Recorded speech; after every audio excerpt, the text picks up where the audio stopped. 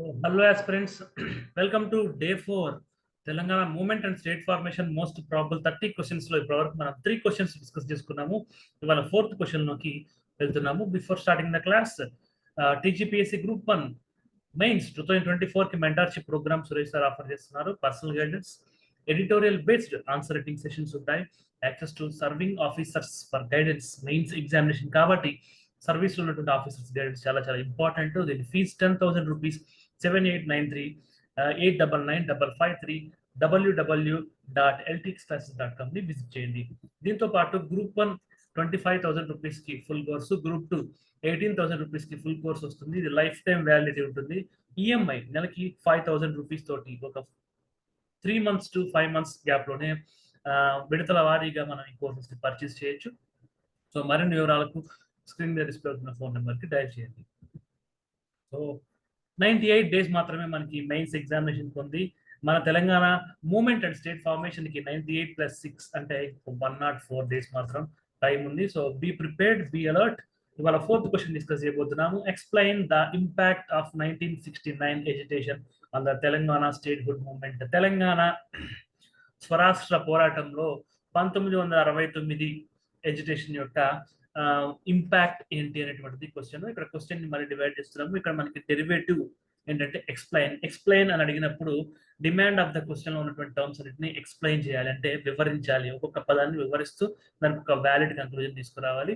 So demand of the question కనుక చూసుకున్నట్లయితే impact of the 1969 agitation, first part of the demand of the question impact of 1969 agitation, 1969 పోరు యొక్క ప్రభావం ఏంటి, తెలంగాణ రాష్ట్రాన్ని సాధించే దిశగా 1969 జరిగినటువంటి పోరాటం యొక్క ఇంపాక్ట్ ఏంటి on the Telangana statehood movement. So మనకి స్టాటిక్ పరంగా చూసుకున్నట్లయితే 1969 ఉద్యమం జరిగే నాటికి తెలంగాణ రాష్ట్రం రావాలి అనే ఒక స్పష్టమైన ఐడియా అయితే అందరిలో లేదు. మెజారిటీ ప్రజల్లో ఉన్నప్పటికీ కొంతమందికి సేఫ్ గార్డ్స్ అంటే రక్షణలు, జెంటిల్మెన్స్ అగ్రిమెంట్ జరిగినప్పుడు ఇచ్చినటువంటి రక్షణలు, ఏదైతే ముల్కీ రూల్స్ ఉన్నాయో వాటిని ఫాలో అవుతూ తెలంగాణకు కావాల్సినటువంటి నీళ్లు, నిధులు, నియామకాలు అనేటువంటి విషయాల్లో తెలంగాణకి న్యాయం జరిగితే చాలు అని ఒక వర్గం ఉంది, ఒక సెక్షన్ ఆఫ్ పీపుల్ ఉన్నారు. Majority of the people Telangana స్వరాష్ట్రంగా ఏర్పడితేనే ఆ సేఫ్ గార్డ్స్ అన్ని లేదా ఆ హక్కులన్నీ వస్తాయనేటువంటి దాంట్లో ఉన్నారు. సో 1969 ఎడ్యుకేషన్ అనేటువంటిది చివరికి ఒక ఫెయిల్యూర్ అవ్వడానికి, అంటే తర్వాత ఉద్యమాలకంటే స్ఫూర్తి ఇచ్చినప్పటికీ 2014లో రాష్ట్ర అవతరణలో ఆ 1969 మూలాలు ఉన్నప్పటికీ అప్పుడు టెంపరీగా అప్పుడు అది ఫెయిల్యూర్ అవడానికి కారణం ఏంటంటే ఒక section of people safeguards చాలన్నారు, వాళ్ళని సేఫ్ గార్డ్ ఇస్తున్నాము. ఎవరైతే తెలంగాణ కావాలన్నారో వాళ్ళని సపరేటిస్ట్ అన్నారు. సపరేటిస్ట్ అంటే ఇది ఇన్ఫార్మల్ మీనింగ్ కాశ్మీర్ ఆ టైప్ కాదు. ఎవరైతే సపరేట్ స్టేట్ గా ఉంటున్నారో వాళ్ళని సపరేటిస్ట్ అంటాము. ఎవరైతే రక్షణలు అమలైతే చాలనుకున్నామో వాళ్ళు సేఫ్ గార్డిస్ట్ అన్నాము. ఈ యొక్క డివిజన్ ఉన్నప్పటికీ 69 యొక్క పోరాటము అల్టిమేట్ గా 2014లో తెలంగాణ స్వరాష్ట్రం ఏర్పడడానికి కారణం అవడానికి మలిదశ తెలంగాణ ఉద్యమానికి అది ఎలా తోడ్పడిందో ఈ క్వశ్చన్ లో మనం డిస్కస్ చేస్తాము. The 1969 education had profound and lasting impacts on the Telangana statehood movement. Profound అంటే లాస్టింగ్ ఇంపాక్ట్ అని అన్నాము. లాంగ్ లాస్టింగ్, ఒక దీర్ఘకాలికమైనటువంటి ప్రభావాన్ని చూపించింది. ఒక ఉన్నతమైన, ఒక దీర్ఘకాలికమైనటువంటి ఒక ప్రభావాన్ని తెలంగాణ రాష్ట్ర సాధనలో 1969 సమరం అనేటువంటిది ఒక ప్రభావాన్ని చూపించింది. Shaping it's trajectory and intensifying the call for separate state. So ప్రతి వర్డ్ ఇక్కడ చాలా చాలా ఇంపార్టెంట్, ఒక ముఖ్యం అని చెప్పుకోవాలి. షేపింగ్ ఇట్స్ ట్రాజెక్టరీ, ఆ యొక్క ప్రత్యేక తెలంగాణ ఉద్యమం యొక్క గమ్యాన్ని లేదా మార్గాన్ని ఇది షేప్ చేసింది, ఆ యొక్క మార్గాన్ని నిర్దేశనం చేసింది. And intensifying the call for a separate state, స్వరాష్ట్ర ఆకాంక్ష కోసం వస్తున్నటువంటి గొంతుకల్ని ఇది పెంచింది. 1969 ఉద్యమం ఎలా అంటే first political awakening and mobilisation. 1969 ఉద్యమం వల్ల రాజకీయంగా తెలంగాణ ప్రజలు చైతన్యమయ్యారు. మొబిలైజేషన్, ఒక దగ్గర కలిశారు. ఒక రాజకీయ పునరేకీకరణ లేదా రాజకీయ ఏకీకరణ అనేటువంటిది తెలంగాణ గడ్డపై తీసుకురావడానికి 1969 సమరం అనేటువంటిది చాలా ఇంపార్టెంట్ రోల్ ప్లే చేసింది. హైట్ అండ్ పొలిటికల్ కాన్షియస్నెస్, రాజకీయ చైతన్యాన్ని తెలంగాణ ప్రజల్లో ఒక ఉన్నత స్థాయిలోకి తీసుకెళ్ళింది. The education significantly raised political awareness among the people of Telangana about their regional rights and identity. దీనికి మనకి ఒక ఎగ్జాంపుల్ తెలంగాణ ప్రజా సమితి 1970-71 ఎలక్షన్స్ యొక్క దాంట్లో తెలంగాణ ప్రాంతంలో ఉన్నటువంటి 14 ఎంపీ స్థానాల్లో 10 ఎంపీ స్థానాలు టీపీఎస్ గెలవగలిగిందంటే తెలంగాణ ప్రజా సమితి. 1969 ఉద్యమం జరిగిన సంవత్సరం 1.5 years స్పాన్ లోనే దాదాపు మోర్ దెన్ 75% ఆఫ్ తెలంగాణ యొక్క టీపీఎస్ ని, ఇందిరాగాంధీ యొక్క వేవ్ ని తట్టుకుని మరి టీపీఎస్ కి ఇంత మ్యాండేట్ ఇచ్చింది అంటే తెలంగాణ ప్రజల్లో ఒక రాజకీయ చైతన్యం ఎలా పెంపొందించిందో మనం అర్థం చేసుకోవచ్చు.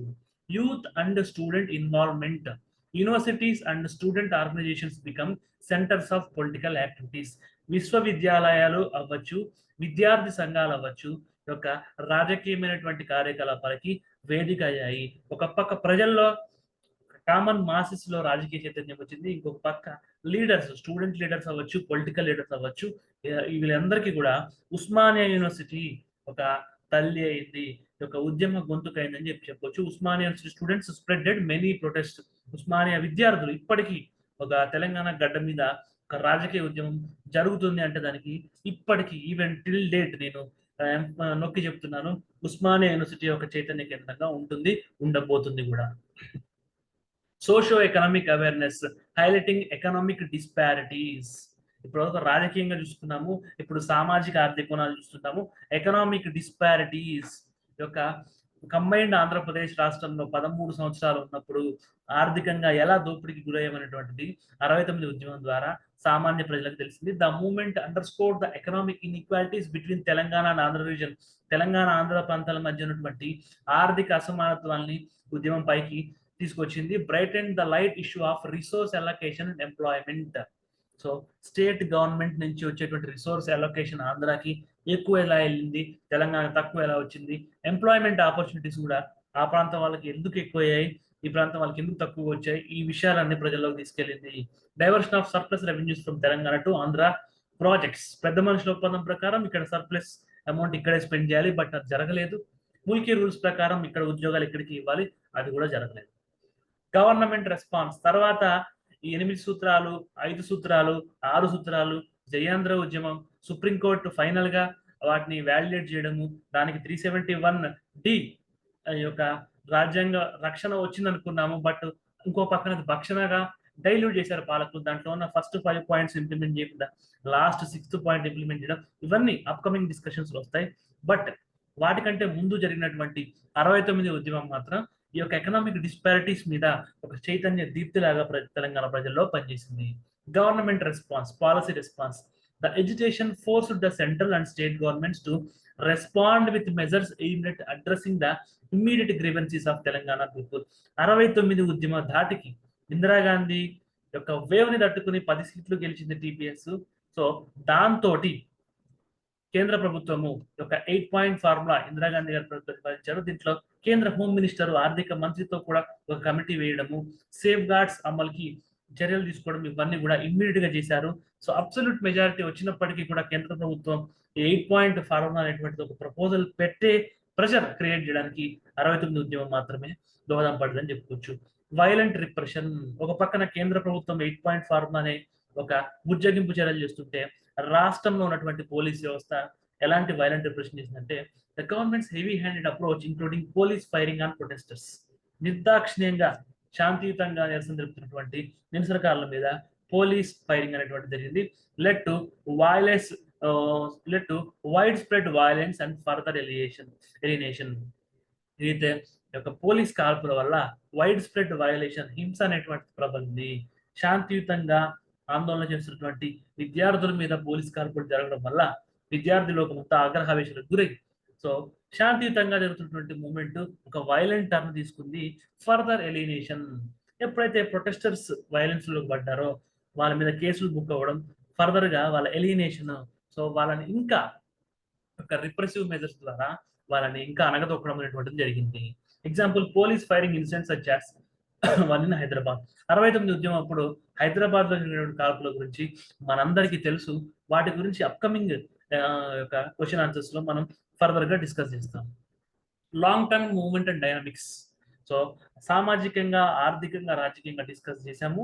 ఆ యొక్క 3 డైమెన్షన్స్ లాంగ్ టర్మ్ లో 69 తర్వాత నుంచి 2014 వరకు ఎలాంటి ఇంపాక్ట్ చూపింది అక్కడ డిస్కస్ చేస్తాము. Sustained education and advocacy. ఏ ఉద్యమం అయినా మనకి విదర్భ ఉద్యమం ఉంది, అప్స్ అండ్ డౌన్స్, కొన్ని రోజులు మాట్లాడతారు, కొన్ని రోజులు జరగదు. మిగతా ఏ స్టేట్ మూవ్మెంట్ అంటే వాళ్ళ మీద కామెంట్ చేయడం కాదు, మిగతా ఏ ప్రత్యేక రాష్ట్ర డిమాండ్లైనా ఒక సస్టైన్డ్ ఎడ్యుకేషన్ అనేటువంటి జరగలేదు. ఒక తెలంగాణ విషయంలో మాత్రం దాదాపు 50-60 సంవత్సరాలు ఒక సస్టైన్డ్ ఎడ్యుకేషన్ అనేది జరిగింది. అడ్వకసీ అంటే తెలంగాణ హక్కుల గురించి ఓవరల్ గా పౌర సమాజం మాట్లాడుకోవడం అనేటువంటి కూడా కొన్ని దశాబ్దాల పాటు కేవలం తెలంగాణలో మాత్రమే జరిగింది. The 1969 agitation laid the foundation for continuous advocacy and agitation for Telangana statehood, keeping the issue alive for decades. Telangana ఇష్యూని కొన్ని దశాబ్దాల పాటు సజీవంగా ఉంచగలిగింది, దానికి ఒక ప్రేరణ ఇచ్చింది ఏదైనా ఉందంటే అది 69 ఉద్యమం మాత్రమే. Example, leaders and activist who emerged during the 1969 agitation continued in subsequent movements. So మనకి ఇప్పుడు తెలంగాణ ఉద్యమం చరిత్ర రాసినటువంటి వి ప్రకాష్ గారైనా, ప్రొఫెసర్ జయశంకర్ గారైనా, విద్యాసాగర్ రావు గారైనా, రకరకాల రాజకీయ పార్టీల వాళ్ళ పేరు తీసుకురావట్లేదు. అంటే ఇది ఒక గవర్నమెంట్ ఎగ్జామినేషన్ తీసుకురావట్లేదు. రకరకాల రాజకీయ పార్టీలు, బీజేపీ, కాంగ్రెస్, కమ్యూనిస్ట్, బీఆర్ఎస్, అన్ని పార్టీల్లో కూడా టాప్ పొజిషన్ లో ఉన్న లీడర్షిప్ అంతా 1969 లో ఒక విద్యార్థి నాయకులుగా పోరాడినటువంటి వాళ్ళని చెప్పి చెప్పుకోవచ్చు. Culmination in statehood. The lessons and experiences from 1969 agitation were instrumental in shaping the strategies and arguments for later movements. 69లో చేసినటువంటి తప్పుల్ని సరిదిద్దుకుని సరికొత్త వ్యూహాలతో తర్వాత వచ్చినటువంటి ఉద్యమాలకి 69 ఉద్యమం ఒక పెద్ద గుణపాఠమై కూర్చుంది. The 1969 agitation exposed deep-rooted socio-economic and political inequalities. ఆ ఉద్యమం జరుగుతున్నప్పుడు ఉద్యమ స్వభావాలు అనేవి మన ఆర్థిక, రాజకీయ, సామాజికంగా ఇన్ఈక్వాలిటీస్ తెలంగాణ సమాజంలో ఎట్లా ఉన్నాయి, అంతర్భద్రత కంపారిజన్ చేసేటువంటి విషయాన్ని ఎక్స్పోజ్ చేసింది. And set the stage for future success. ఆ యొక్క తప్పుల్ని సరిదిద్దుకుంటా ఆ యొక్క ఇన్ఈక్వాలిటీస్ ని మరింత గట్టిగా ప్రశ్నిస్తా creation of Telangana state in 2014. 69 ఉద్యమంలో ఒక ఎదురు దెబ్బ తగిలినప్పటికీ అక్కడ నేర్చుకున్నటువంటి విషయాల పట్ల దాదాపు ఒక 5 దశాబ్దాల పాటు ఉద్యమాన్ని కొనసాగించి 2014లో ఆ రాష్ట్రాన్ని సంపాదించుకునేటువంటి ప్రేరణ ఇచ్చింది 69 ఉద్యమం. If you have any doubts, feel free to mail me ravikanth sharma9@gmail.com. Have a nice day. Take care.